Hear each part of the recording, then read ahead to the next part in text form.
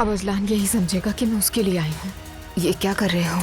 इन लोगों को बता दो कि मेरी बीवी घर छोड़कर भाग गई है। मैं तो ऐसे शादीशुदा जोड़ों पर फिदा हूँ।